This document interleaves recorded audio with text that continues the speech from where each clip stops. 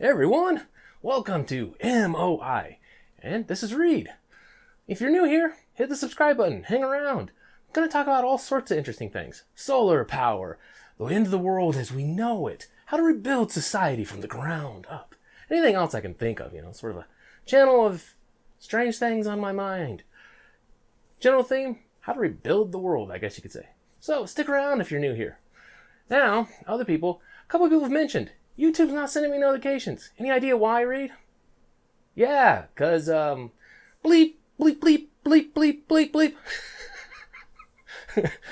Well, actually, basically they've had some announcements and they've talked about it saying is like, well, if you subscribe to a channel, we may put you on the, front page of the recommended for people that are subscribed to you. And if they hit notifications, they may send out notifications to people who've enabled the ability to get notifications.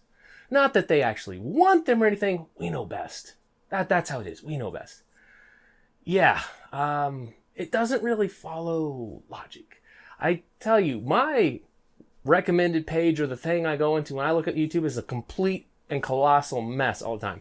I have extremely varied interests. I listen to people on all sorts of political sides. I listen to people with all sorts of viewpoints.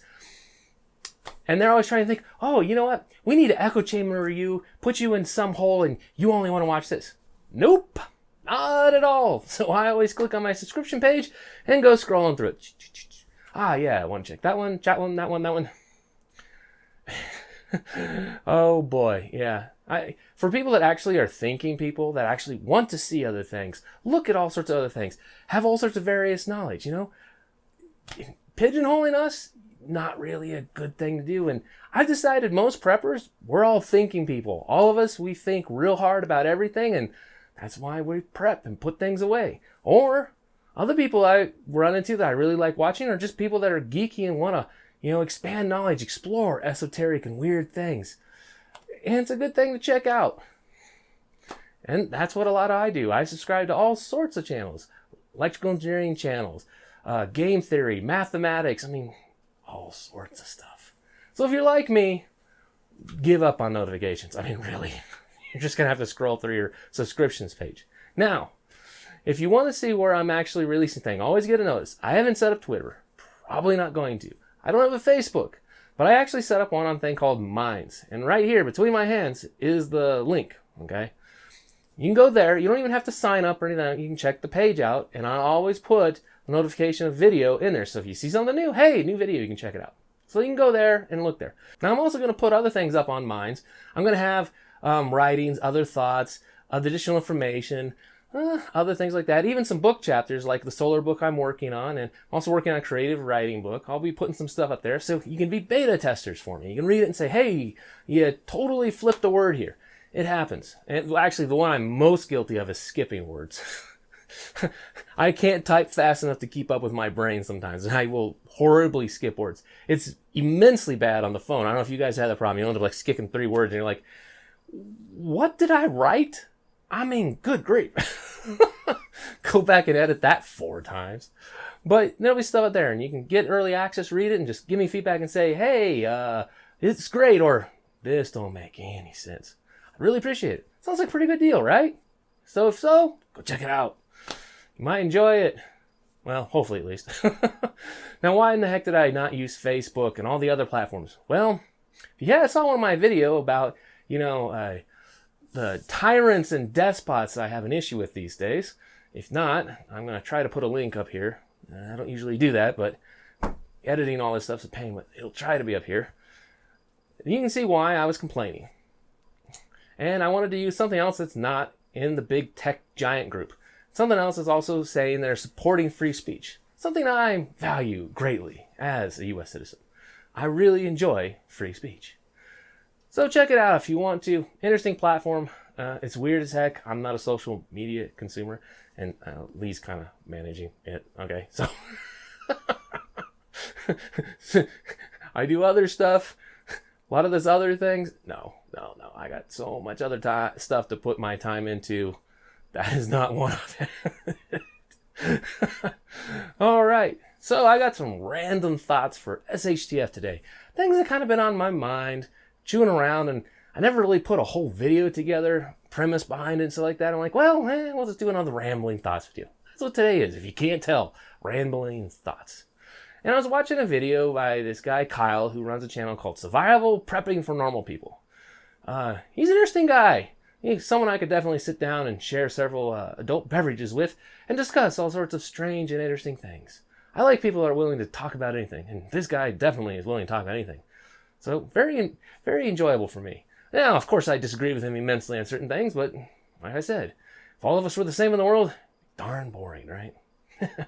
But anyways, he had a video. He's talking about prepping and ammo for SHTF, and he was making the argument that you should all have the same ammunition, everything else, so everything is uniform. Well, I actually disagree. Now, I'm not saying you have to be, uniformity has its plus, but in my point of view, if we're talking world-changing, SHTF, everything is now crazy. We are scrounging for stuff like that. Am I going to say, yeah, I need, federal 62 grain ammunition, 5.56 with a specific bullet design and all these other stuff, and just go through this whole thing?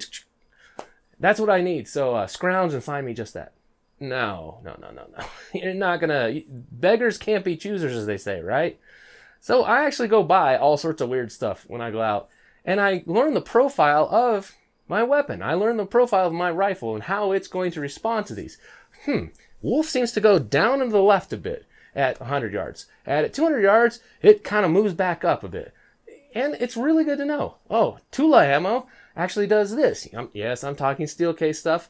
I actually think it's a good test of my weapon to make certain it can cycle steel cased, because lots of that stuff is everywhere. It is really good to see how your weapon handles it. Like I said, you're not going to be able to pick the premium of the crop if the world has changed as we know it. We got to go find the stuff.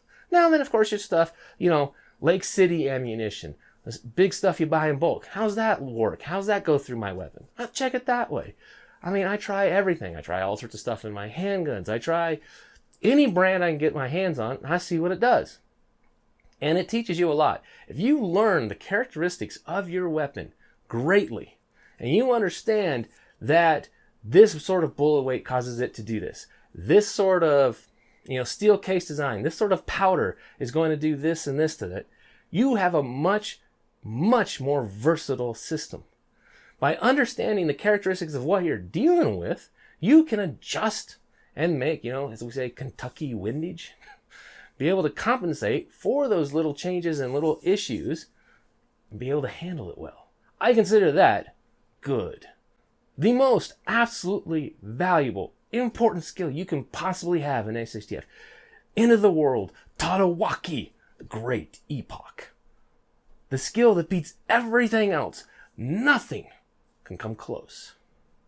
Flexibility, the ability to adapt, the ability to overcome, and the ability to deal with any challenge coming at you. To not get boxed in, have your mind suddenly and freeze up. To be able to not be limited and say, that's impossible, I can't do this. To be able to say, I will succeed and find a way. Now that is a seriously good skill to have, and a very important one. Now see, I've actually kind of grew up having to deal with that since, as my mom liked to put it, I'm so stubborn, she could have beaten me to death. I'm a very stubborn person. I don't understand the word give up. And that's just how I am. Failure to me is just a learning exercise. And lots of things I do. That's why I do high-tech work and all that. There is immense amount of failure. Failure. Ooh, success! Yay! Got it working. STEM fields are, they beat you down. Oh, the number of people that can't handle the beating that those STEM fields have. Oh, it always amazes me. A lot of the students come in, I'm going to do this. I'm going to talk about this. And stuff like that. You meet the new college students. You're like, oh, okay. What's your past experience like this? They talk about stuff and I'm like, oh boy. Ooh, they're going to have a tough time. And that's the other interesting thing is like, see, for me, I was one of those oddballs that was like, you know what? I know nothing about a computer. Let me see if I can get one and build it and make it work and do things. Yeah, lots of failure involved in that. Yeah, small fires too. A couple small fires. Yeah. Difficult kid. But when I got to when I finally decided to go into college, but I didn't directly go to college. That's another story. You know, I was like, I'm going to be an electrician. I love electricity. Until I got to spend the summers going through the attics, apprenticed to some electricians, and came out looking like I'd taken a shower. No, that's killing me. Let's see here. What else do I really like? And that's what it is failure is a teaching moment. It teaches you a lot about yourself, teaches you a lot about what's going on, teaches you a lot about the system you're working with. Failure is just a teaching moment. And it's life is how it teaches you. Now, if you're flexible and say, you know what? Okay, this completely did not go as I planned. Everything's falling apart. Oh, it's horrible. How do I change this lemon into lemonade? You know, that's some good thinking. And being able to keep your mind in that sort of flexible scenario, realize that, okay, everything's burned down to the ground. We got nothing left. Everything's horrific. And go, well, at least if I get all the ashes and grind it in the ground, the crops will be very good next year. Yeah, that's a good way of thinking about it, right? I know, but mindset, like when they talk a lot of those survival situations, you read these stories of people that have gone through horrifically bad events. It is interesting how much it comes down to mindset. I remember watching this one, it was like, I don't remember what channel it was on, some channel, but they were talking about this cruise ship, you know, like luxury cruise liner, and it ended up hitting something or whatever and tore this huge hole in the hull. No, not the Titanic. It was a recent thing. And the cruise ship, you know, sinking. And this one guy, he was on there with his parents and his girlfriend. And literally the cruise ship's, you know, going up like this. And they're literally climbing like the doors as ladders to get up. You just keep going. They stopped. There was a point where they said, we can't go any further. He's yelling at them, screaming at him, move, get going, all that. They wouldn't. And he ended up having to make the choice of dying with them or choosing to live and move on. And he chose to, live. And he kept going and crawled up until he got out of the interior area and moved up. I mean, that's what you really comes down to a lot of times, is just the mindset to say, I will not stop. And being flexible, saying, you know, things are ugly right now, and to not box yourself in thinking, there's no way out of this, we're doomed, is a really good skill to have. I mean, immensely important skill. And to me, that is the most important skill you can possibly have. So if you're having a tough time, things are going ugly, you've suffered a massive setback, say, you know what? How can I change this? How can I find a way forward? May not be the exact plan I had, but how can I find a way forward? See, and actually that's something else, is I don't really make plans. I'm not so much of a planner. I'm an objective setter. I want to reach this objective. How I get there, you know, whatever. I'm really used to seeing tons and tons of failure along the way, but getting to the objective, that's what I care about. And that's an interesting way of thinking, is, you know, what do I want to do? Okay, we know what the objective is. Now let's find a way there.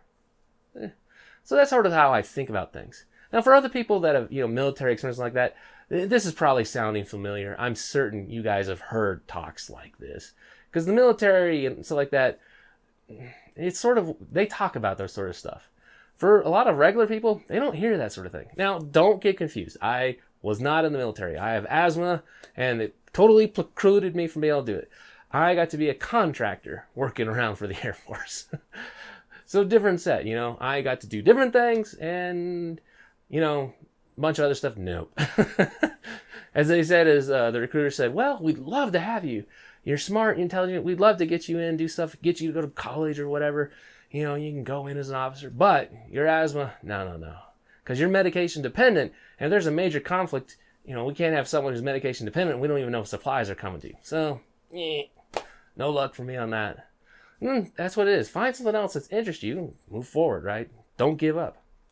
Now, on another subject I wanted to talk about was something that's been on my mind for a while. This really, I've talked about it a little bit, but it really bears repeating here on this.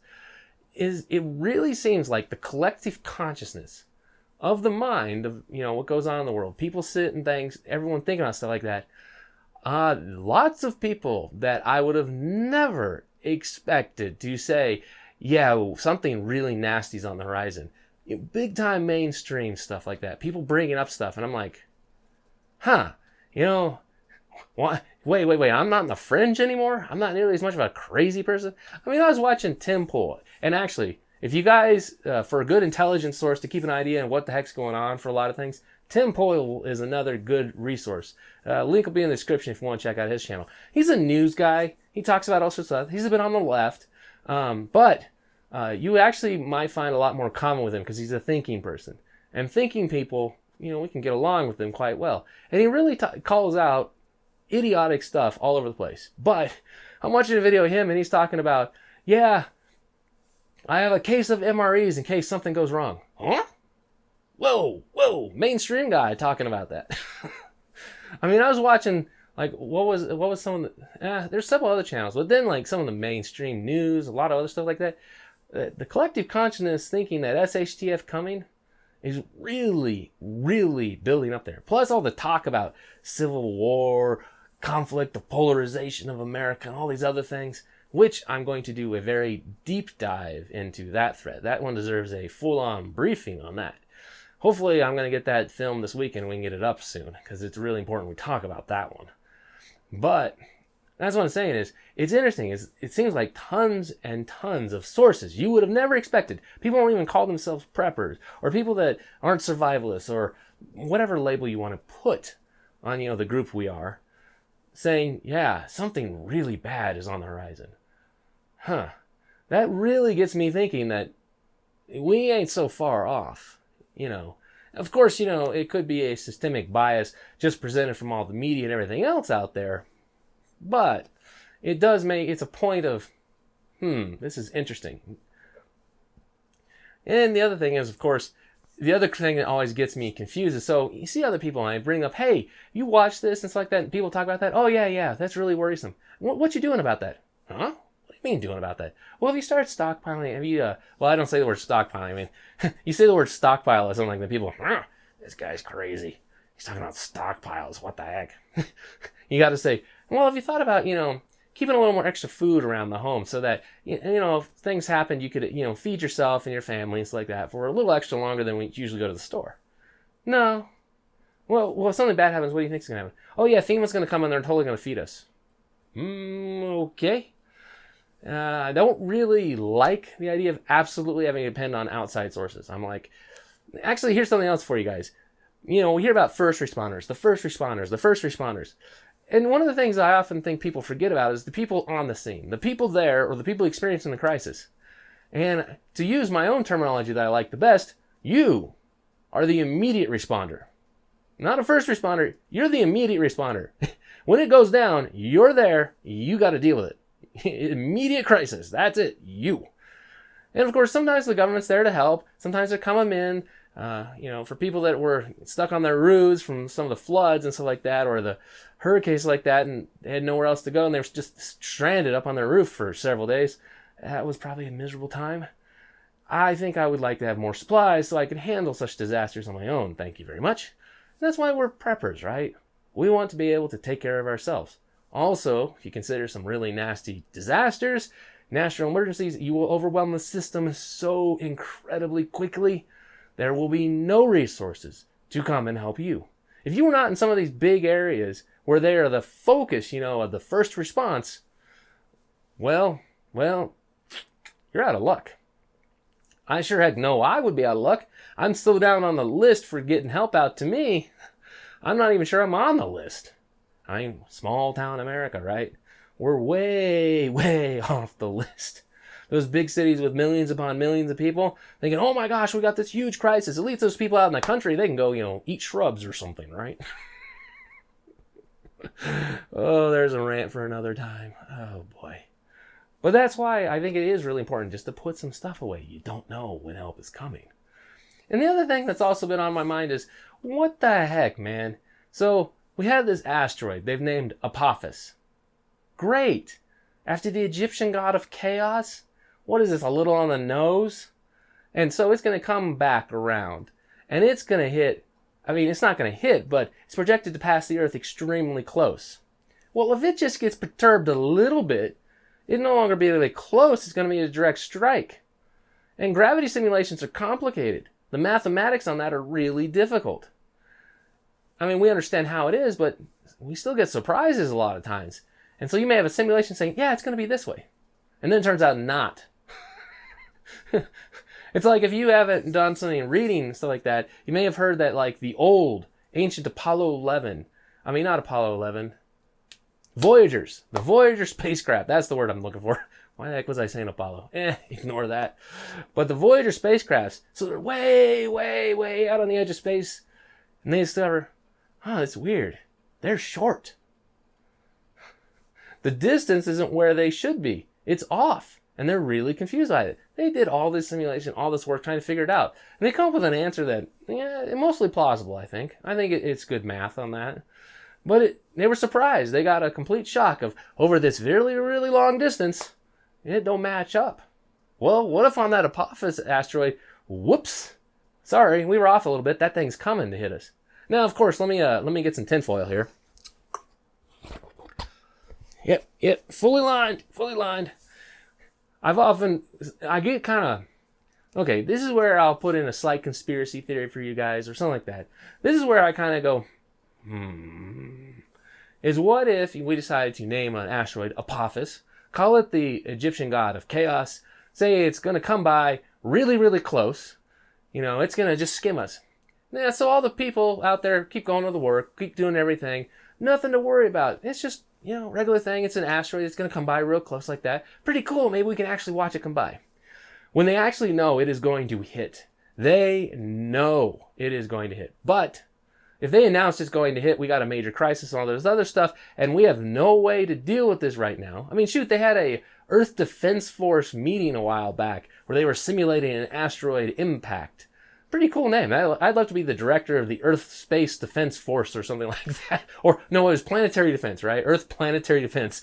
That'd be an awesome business card to give out. Yes, Reed, director of Earth Planetary Defense. But back to the point, right? So they've got this thing coming in. They're like, oh yeah, it's going to hit. But if we tell people like that, it's going to be mass panic. No one's going to go to work. We're not going to have all the stuff. And we need to get all these supplies ready for, our government officials, everything like that. So they're well supplied and they can be underground after the impact, right? Oh yeah. So we got to keep the industry going. We got to keep production. We got to, get some contracts going and stuff like that. Yeah, that's where I get suspicious, right? So one of the things I'm definitely going to be keeping an eye out is I'm going to be watching government contracts. I'm going to be curious to see how much emergency food are they stockpiling up. Are there additional construction? Things are getting a little busier than normal, right? See if I can find some any additional details to say, maybe there is something to such a theory, right? But it does get me worried. Sometimes I wonder, when they name something like Apophis, we're going to name it the god of chaos, and it's going to come really, really close, just barely, touch your nose like from a rifle aimed far, far away, right? And they actually know it's just going to be a headshot. Yeah, I think I'm going to put some more preps away. I keep prepping all the time, but it's another one of those things going, I think I should get some more and get stuff ready for more people and everything else. Like I say, my absolute dream is to have enough supplies and everything else for 80 people and enough land that we can run it and start over right there. 80 people together, making a go at it. It's going to be hard. I know. And that's a big dream. I mean, that's a huge amount of supplies. Massive. But I don't give up. So I'm here. Also looking for good people. If you haven't seen that video, I have a video talking about the kind of people in my plan and everything else. It's called Read, What's the Plan, Man? Or something like that. You can go find it. I'll try to put a link up here if I don't mess this up again, up here, right? Maybe. Or check the video description. I'll put links in the description. But I've rambled on enough and such like that. But I am concerned about this asteroid. I don't like such things named on the nose, and I don't like hearing that it's going to be so and so close and everything else. It's got me concerned. Let me know what you guys think about all these topics. Love to hear your opinion, takes, thoughts, comments, anything else you have to say. Have a great day, everyone. This is Reed, out for now.